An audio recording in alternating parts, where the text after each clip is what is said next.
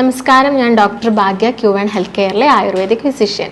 ഇന്ന് ഭൂരിഭാഗം ആളുകളും അനുഭവിക്കുന്ന, അതുപോലെ ഒരു 90% ആളുകളിൽ എല്ലാവരും ഒരു തവണയെങ്കിലും അനുഭവിച്ചൊരു ബുദ്ധിമുട്ടാണ് ഈ ഗ്യാസ്ട്രൈറ്റിസ് അഥവാ അസിഡിറ്റി. ഇതിനുവേണ്ടി കുറേ കാലങ്ങളായി മെഡിസിൻ എടുക്കുന്നവരും ദിവസം മരുന്ന് കഴിക്കുന്നവരും അതുപോലെ തന്നെ ഒരു ദിവസം മരുന്ന് കഴിച്ചിട്ടില്ലെങ്കിൽ അതുമൂലം ഉണ്ടാകുന്ന ബുദ്ധിമുട്ടുകളൊക്കെ അനുഭവിക്കുന്നവരാണ് ഒരുപാട് ആളുകൾ. അപ്പോൾ നമ്മൾ മനസ്സിലാക്കേണ്ട ഒരു കാര്യം, ഇതിനൊക്കെയുള്ളൊരു കോസ്, അതായത് കാരണം എന്ന് പറയുന്നത് നമ്മുടെ ദഹനം പ്രോപ്പറായി നടക്കാത്തത് കൊണ്ടാണ്. നമ്മുടെ പ്രായം, ആരോഗ്യം, എനർജി ലെവല്, മാനസികാവസ്ഥ, ഇതൊക്കെ നമ്മുടെ ദഹനത്തിന് എഫക്റ്റ് ചെയ്യുന്നുണ്ട്. ഇതിലേതിനെങ്കിലും ഒന്നിന് ഒരു ചെറിയ വ്യതിയാനം സംഭവിച്ചാൽ നമ്മുടെ ദഹനം ഇംപ്രോപ്പർ ആവും.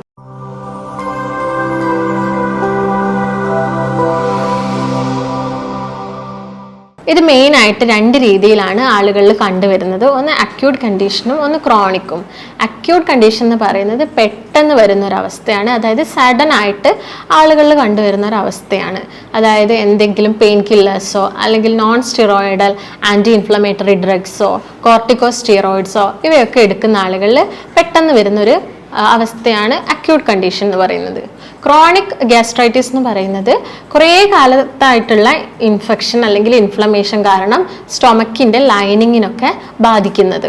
ഇതാണ് ക്രോണിക് കണ്ടീഷനിൽ വരുന്നത്. ഈ കണ്ടീഷനിൽ അനീമിയ ഒക്കെ സംഭവിക്കാം, വിറ്റാമിൻ B12 ഡെഫിഷ്യൻസി കാരണം. ഇനി എന്തൊക്കെ ലക്ഷണങ്ങളാണ് ഇങ്ങനെയുള്ളൊരു വ്യക്തിയിൽ കാണുന്നതെന്ന് നോക്കാം.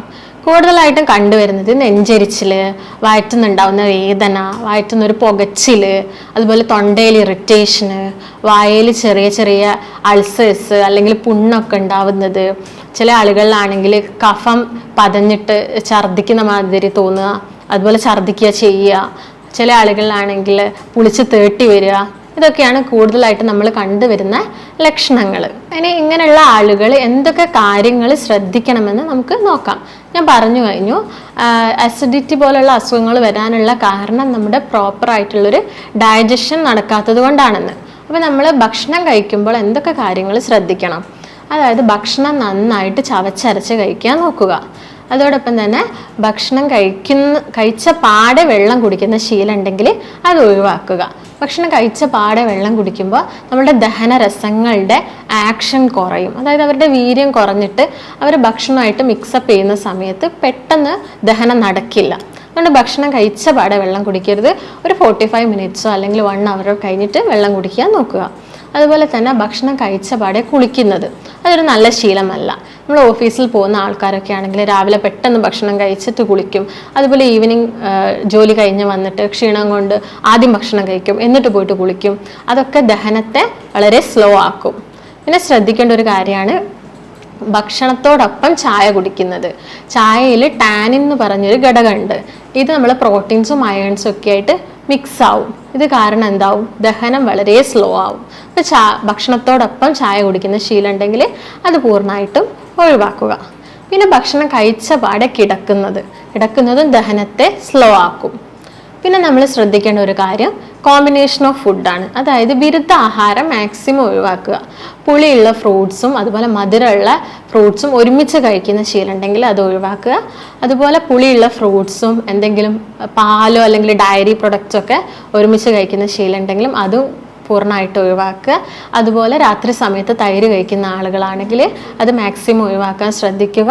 അതുപോലെ ഡയറി പ്രൊഡക്ട്സും നോൺ വെജും, അതായത് മത്സ്യമോ മാംസമോ ഒക്കെ ഒരുമിച്ച് കഴിക്കുന്നവരാണെങ്കിലും അത് ഒഴിവാക്കുക. പിന്നെ നമ്മൾ ശ്രദ്ധിക്കേണ്ട ഒരു കാര്യമാണ് ഭക്ഷണം കഴിക്കുന്ന ഗ്യാപ്പ് 6 അവേഴ്സിൽ കൂടാൻ പാടില്ല.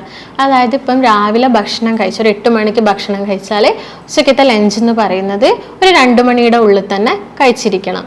ഇല്ലെങ്കിൽ കൂടുതലായിട്ട് നമ്മളെ ദഹനം സ്ലോ ആവുകയും കൂടുതൽ ആസിഡൊക്കെ ഉൽപ്പാദിപ്പിക്കുകയൊക്കെ ചെയ്യും. പിന്നെ ശ്രദ്ധിക്കേണ്ട ഒരു കാര്യം എന്ന് പറയുന്നത് ബ്രേക്ക്ഫാസ്റ്റ് ഒരിക്കലും സ്കിപ്പ് ചെയ്യരുത്. നമുക്കറിയാം ബ്രേക്ക്ഫാസ്റ്റ് എന്ന് പറയുന്നത് ബ്രെയിൻ ഫുഡാണ്. അപ്പോൾ നമ്മൾ തലേ ദിവസം കഴിച്ചിട്ടായിരിക്കും കിടക്കുക. പിറ്റേ ദിവസം രാവിലെയും കഴിച്ചിട്ടില്ലെങ്കിൽ വലിയൊരു ഗ്യാപ്പ് തന്നെ, ഉച്ചക്കത്തെ ലഞ്ച് കഴിക്കുന്ന സമയം വരെ വലിയൊരു ഗ്യാപ്പ് വരും. അതുകൊണ്ട് ബ്രേക്ക്ഫാസ്റ്റ് എന്തായാലും കഴിക്കുക. അതുപോലെ നമ്മൾ ശ്രദ്ധിക്കേണ്ട ഒരു കാര്യമാണ് കുറേ ദിവസം ഫ്രിഡ്ജിൽ വെച്ച ഭക്ഷണം. അതായത് കുറേ ദിവസം ഫ്രിഡ്ജിൽ ഭക്ഷണം വെക്കുകയാണെങ്കിൽ അത് പഴകും. അത് കഴിക്കുകയാണെങ്കിൽ നമുക്ക് ഉന്മേഷക്കുറവൊക്കെ ഉണ്ടാവും.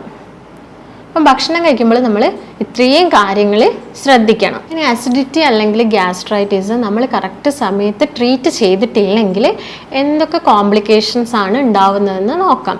മെയിനായിട്ടും അത് പിന്നീട് അൾസേഴ്സ് ആയിട്ട് മാറാനുള്ള ചാൻസ് ഉണ്ട്. അതായത് സ്റ്റൊമക്ക് അൾസേഴ്സ് ഒക്കെ പിന്നീട് അത് ബ്ലീഡിംഗ് ഒക്കെ ആയിട്ട് മാറും.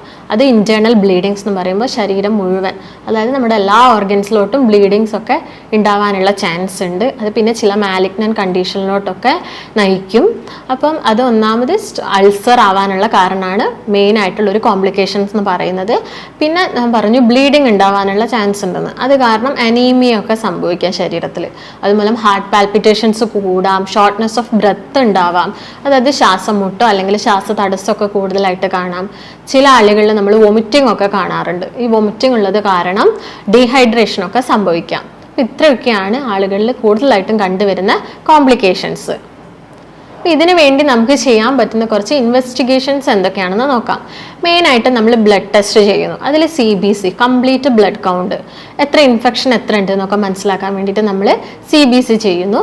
അതോടൊപ്പം തന്നെ നമ്മൾ ചെയ്യുന്നതാണ് എൻഡോസ്കോപ്പി. എൻഡോസ്കോപ്പി എന്ന് പറയുന്നത് ഇത് ഈ ഗ്യാസ്ട്രൈറ്റിസ് ഉള്ള ആളുകളിൽ പിന്നീട് അത് അൾസർ ആയിട്ടുണ്ടോ എന്നൊക്കെ നോക്കാൻ വേണ്ടിയിട്ട് നമ്മൾ എൻഡോസ്കോപ്പി ചെയ്യുന്നു. അപ്പർ GIയുടെ എൻഡോസ്കോപ്പിയാണ് നമ്മൾ കൂടുതലായിട്ടും ചെയ്യുന്നത്.